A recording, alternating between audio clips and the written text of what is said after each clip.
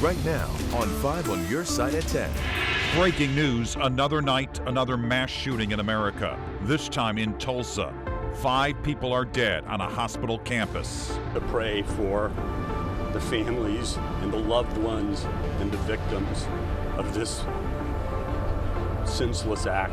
The brand new details about the shooter, plus the training local officers go through to prepare for something like this. Investigators are calling the mass shooting scene in Tulsa, Oklahoma, catastrophic. At this hour, police are still gathering evidence at the Natalie Medical Building on the St. Francis Health System Hospital campus, where the gunman opened fire about 5 hours ago. This just 8 days after 21 people were killed in a mass shooting in Uvalde, Texas. Good evening, I'm Mike Bush. And I'm Ann Allred. Here's what we know right now. The gunman, who has not been identified yet, carried both a handgun and a rifle during this attack. He went to the second floor of the medical center and started shooting. He killed 4 people. More are injured. Police responded to the call 3 minutes after dispatchers received the report and made contact with the gunman 1 minute later. The gunman died from a self-inflicted gunshot wound. Just a few hours ago, the CEO of St. Francis Health System asked for prayers. We're an organization that believes in the power of prayer, and there is nothing more this community could do for us than to pray for the families and the loved ones and the victims. Investigators say it's still unclear what prompted the shooting. Police and hospital officials say they are not ready to identify the victims yet. The Natalie building, where this shooting happened, houses an outpatient surgery center and a breast health center. Area police departments routinely train on how to respond when there's an active shooter. The chief of Brentwood's police department says it's sometimes difficult to determine when it's best for police to go in or negotiate from a distance. 5 on your side's Brent Solomon joins us now with what else he had to say. Brent. Well, I just got back from speaking with Chief Joseph Spees. He says you may think it's easy to know what to do when there's danger, but sometimes there's no clear-cut formula for an officer to always take. In fact, Brentwood officers were in the middle of a 5-week active shooter training when last week's tragedy in Texas struck. The chief says when an officer rushes to the scene, he or she must take into account what they've learned from dispatchers, witnesses, and what that officer observes on the scene to determine whether to confront the suspect. In some cases, he says confronting the suspect could result in the shooter killing hostages. In other cases, he says an officer should act right away if there's already active gunfire. Chief Spees says he's studied hospital shootings in the past and the people who've carried them out. They've ranged from people that were suicidal to people who were going to kill a spouse and then kill themselves, angry at a physician, angry at a nurse, just flat out mental illness. The chief also encourages companies to identify employees who they believe may be at risk of acting out. He says businesses can work with police to come up with a prevention plan. Brentwood Police has a sergeant trained in workplace violence prevention who will work directly with companies that ask for the department's help. Meantime, if you're ever there when an active shooter strikes, Chief Spees says you should do one of 3 things: run, hide, or fight. The decision on which one to do varies from person to person. Hospitals are soft targets, according to Homeland Security expert Robert Allen, who has his master's degree from Webster University and is now a professor at Tulane. He tells me more officers and more cameras can help, but there are no cookie-cutter answers. A lot of hospitals have gone to a badging system that hospitals are starting to do, like in what we call the military force protection measures. So if I was coming to see Mike in the hospital and I'm a relative or a friend, I've got to enroll myself into a process. They take my picture. They're going to give me a little sticker that says I belong in a certain area with a certain person in a certain place. It's not going to give me free access to the hospital. Again, that's where your security guys get involved. Just 2 weeks ago, a 94-year-old man snuck a gun into Barnes Jewish Hospital in St. Peters while visiting his sick wife. He shot and killed her, then shot himself. He died a few days later. Again, a mass shooting at a Tulsa hospital campus. 5 people are dead. That includes the shooter. No motive is known at this time. The victims have not been identified. We will update you on air and online as we learn more. The mayor of Wellston wants to permanently close a neighborhood store he insists has been a haven for crime. The latest incident, a shootout at the Wellston Food Market. Our Robert Townsend joins us from Wellston with the details you will only see here tonight. Robert. Hey there, Ann. Mayor Nathaniel Griffin says he's fed up with all the crime that's happening at the market. Today, police shared these hundreds of calls to that one store with me. And through his grace, I'm still here. This North County woman's trip to Wellston Food Market last Friday was anything but routine. She asked us to not show her face. I am very sick of it. It's frightening. That's all I can tell you. She says just as she was about to step back inside the store, she got caught in a hail of gunfire. I had opened the door, and then that's when he came and knocked me into the door frame. Police say several men got into a shootout on the store's parking lot. They say a man who tried to rob another guy of his AR-style 15 rifle got shot and suffered critical injuries. The robber's now facing charges. This innocent shopper broke a finger and suffered a minor head injury when the bleeding robber knocked her down. And I was close to him, just close as I am to you. And how thankful are you that you I am survived? very grateful, yes. We've tried everything to stop the violence. In the past 2 years, officers with North County Police Cooperative have responded to 600 calls at the market on Page Boulevard. In June of 2019, the department's own officer, Michael Langsdorf, was shot and killed at the market while investigating a bad check incident. We're calling on the proprietor, are calling on community leaders, calling on residents, business owners in the area. If we can all come to the table, come up with a solution. We have been patient. Wellston's frustrated mayor says his community won't have peace until this store is permanently closed. And they still go through council, they still go through litigation. All of those things have to add up to be able to shut it down. But again, we have to do what's necessary to protect our citizens. Now, I stopped by the store to try to talk to the owner. As of right now, I still have not heard back. We're live in Wellston. Robert Townsend, 5 on your side. Ameren, Illinois customers, your power bill is getting bigger. Starting today, the average customer will pay $626 more per year. It's approximately $52 a month.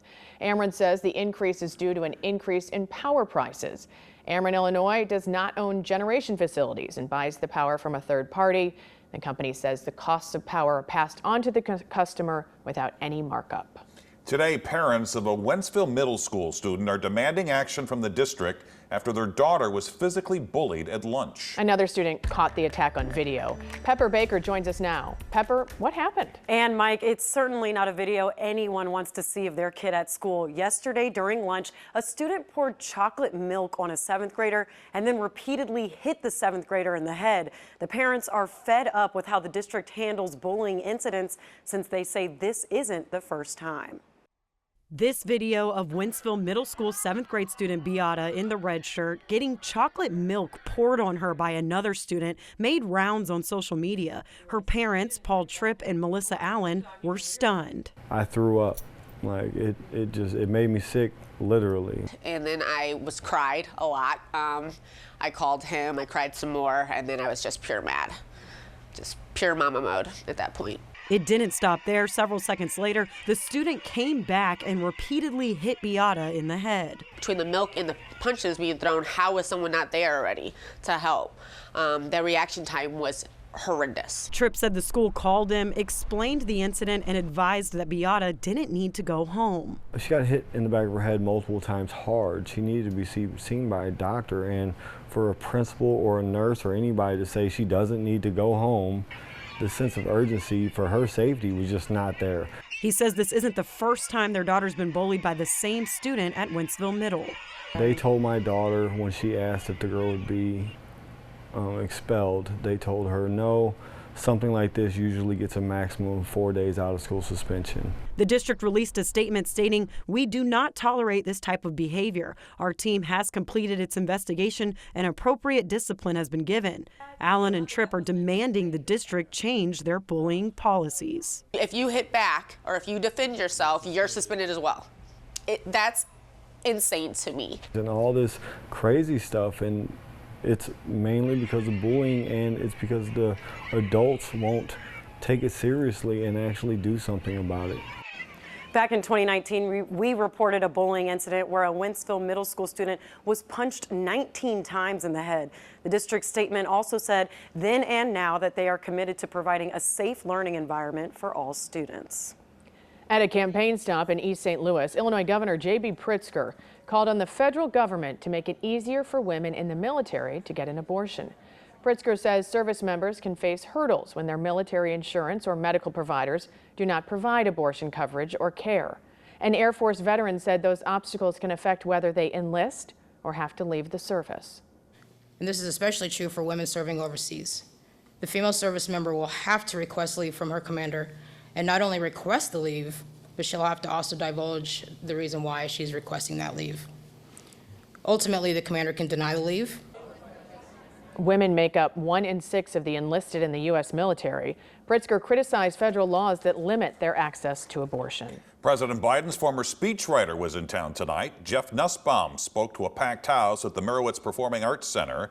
Nussbaum, who has St. Louis ties, has written speeches for dozens of politicians, including the president, Al Gore, and others. He's now written a fascinating new book called Undelivered: The Never Heard Speeches That Would Have Rewritten History. It includes a speech that General Eisenhower wrote in case D-Day failed.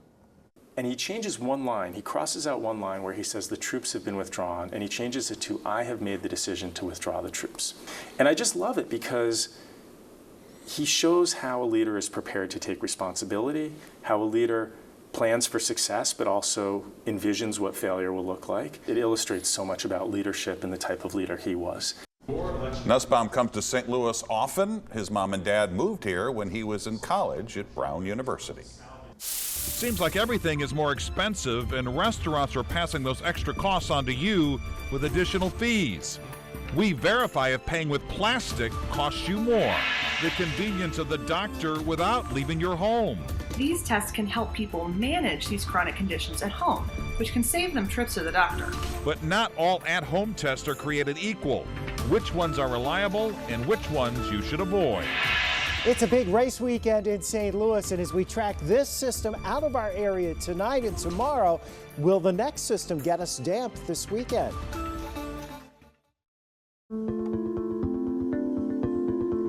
Funeral services continue today for the victims of the shooting in Uvalde, Texas. Today, teacher Irma Garcia and her husband, who died 2 days later, were laid to rest. Garcia died while shielding students at Robb Elementary School. 19 students and another teacher were killed.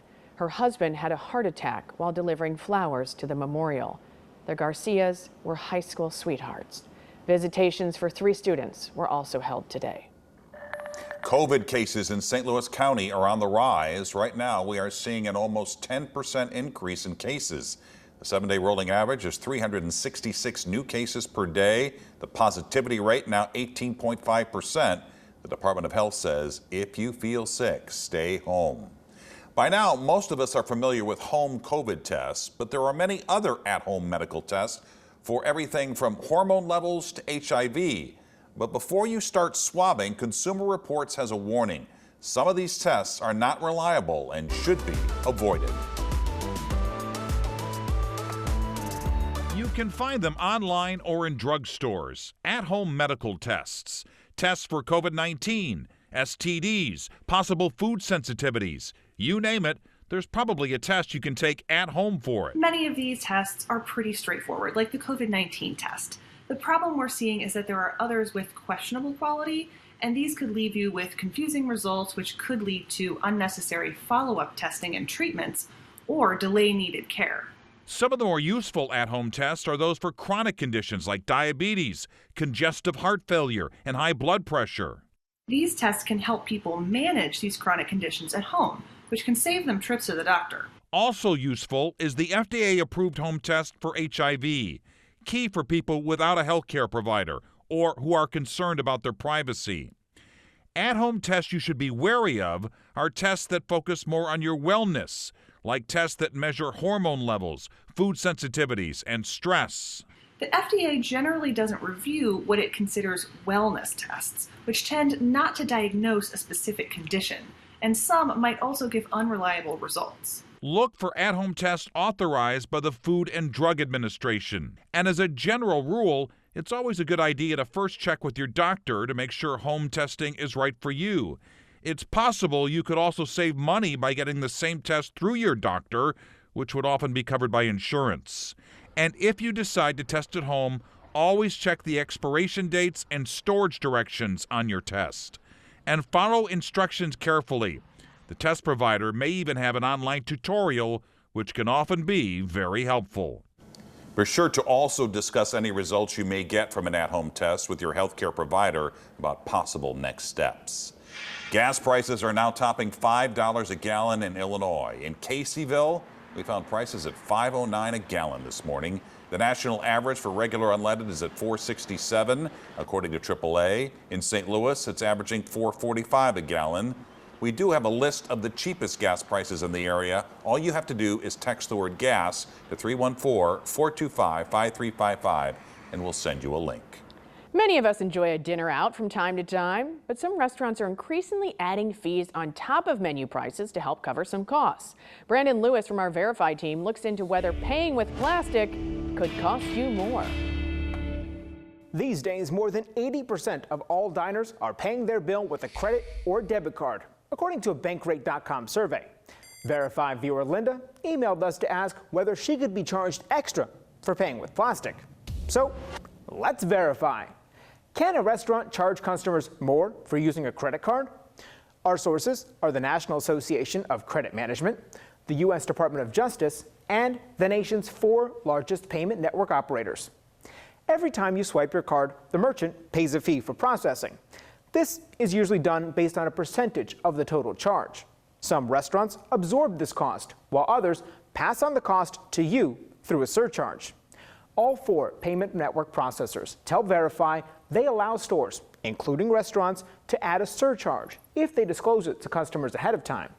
Visa, MasterCard, and Amex were forced to allow surcharges after they were sued by the federal government over a rule that prohibited merchants from encouraging cheaper forms of payment.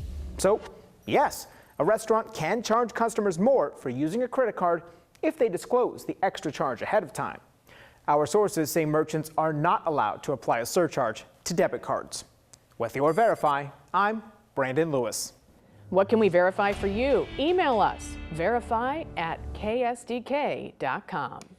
Well, it was a little dreary for a time today, so what's ahead, Scott? I got brighter days ahead for you. That's good. I think a lot of people are going to be very happy heading into this upcoming weekend. Yes, we saw some sunshine today, but it was pretty limited. We're still in the low 70s in St. Louis. We do have some clouds around. We've even seen a bit of rain here and there. Most of it has eluded the metro area. There are a couple of very light showers coming through Metro St. Louis right now, especially here going up by the airport, heading towards Florissant. That'll slide by up towards Spanish Lake. There's another one that's down towards Arnold, but your heavier showers and maybe a rumble of thunder, although no cloud ground lightning indicated here, is heading down 67 once you split off 55 south of Festus and then going down 55. Once we're done with this batch of moisture, this is really the last gasp of this particular system. The air behind it is much drier. Temperatures are cooler.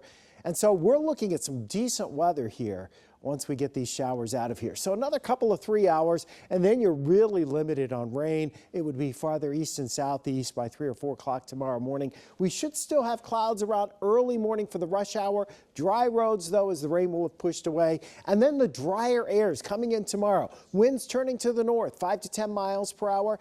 Not only does that make it less humid, but it also keeps those temperatures in the mid to upper 70s tomorrow afternoon. And that leaves us with a bright, beautiful afternoon. And that leads us into the weekend. Friday, lots of sunshine. It's a huge race weekend in St. Louis at Worldwide Technology Raceway. So you've got sunshine for Cup qualifying on Friday. There's something like 57,000 people coming on Sunday to see the Enjoy Illinois 300 race. It is going to be a good weekend. Small rain chances Sunday morning and again later in the day Sunday, probably after the race is over. 71 right now. That's 10 off our high of 81 today. We're dropping into the low 60s tonight. Those scattered showers and a couple of rumbles of thunder, they're coming to an end before daybreak. Clouds will decrease tomorrow, and then sunshine returns in the afternoon. Friday looks great.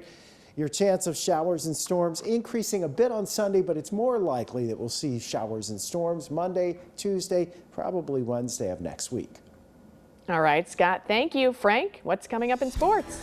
Well, and the reviews are in. Dakota Hudson was incredible today. Great news for the NASCAR Cup race coming to our town, and we're playing Hit and Run with Becky Sauerbrunn next. 5 on Your Side is a proud partner of the Folds of Honor campaign. From now until the 4th of July, you can round up at the register. The money raised provides scholarships for spouses and children of fallen and wounded service members.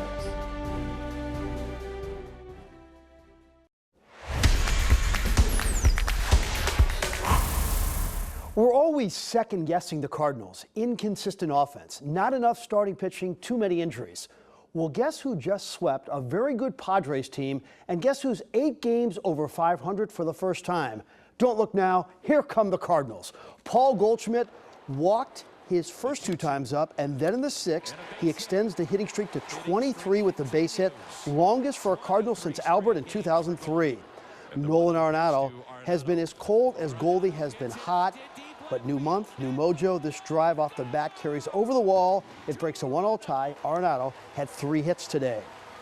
Dakota Hudson had a rough first inning, but it's how you finish. How about 18 consecutive outs by Dakota? 7 innings, 4 hits, and just 1 run. It was 5-2 in the 9th. Tying run at the plate. Robinson Cano gives it a ride to the track, and it comes down in the glove of Corey Dickerson to end the game. Cardinals sweep, final 5-2. Dakota was the topic in the clubhouse. He was just locating with 3 different pitches. He was moving the ball in and out. He was throwing strikes. His pace was great. It was just an unbelievable outing by Dakota, and we needed it because our bullpen's been, we've been using our bullpen arms a lot. Shows you how good his stuff is, that he can fall behind counts and still get weak contact. Just felt like I was in the zone with everything. Kisner was calling a good game for me, able to make some pitches, and then really settle in from there. It's kind of fitting that in the biggest race weekend of all time in our town, the greatest NASCAR driver of all time, Richard Petty, will be honored. And if you haven't heard, the Enjoy Illinois 300 is a sellout. Ricky Stenhouse Jr. drives the 47 car. He's a 2-time winner on the circuit who's originally from Memphis. Temperatures are expected to top out at around 80 this weekend, warm for spectators, but Stenhouse explains it's a lot hotter in that car. The temperatures in our cars get really hot, and they can get anywhere from 130 to 150 degrees. Your heart's pumping a ton of blood. The level of concentration is more difficult, and driving these cars on edge, basically almost crashing every lap to go as fast as you can is a tough job to do. We often play hit and run with a sports celebrity. They don't come any bigger than the World Cup champion and Olympic gold medalist Becky Sauerbrunn. Let's play with the pride of Ladue.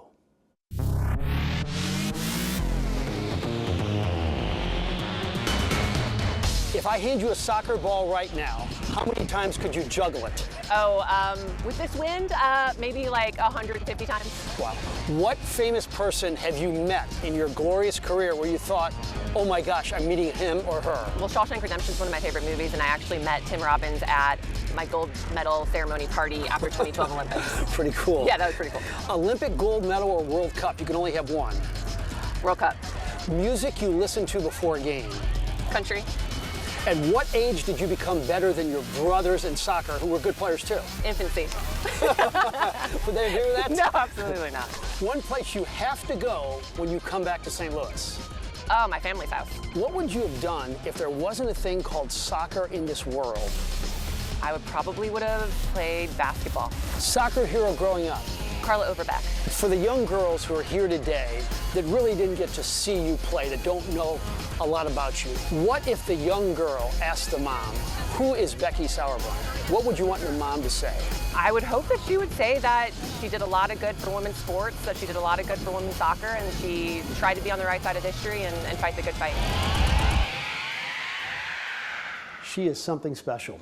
One hockey note, the Rangers beat the Lightning 6-2 in Game 1 of the Eastern Conference Final. All right, Frank, thanks. There is a new restaurant at the City Foundry, and there's only one thing on the menu. We have a look at the offerings from STL Toasted. If you've been waiting to add a furry friend to your family, wait no more. Stray Rescue is partnering up with another St. Louis favorite to waive adoption fees. Emo's Pizza is covering the adoption fees for adult cats and dogs for the month of June.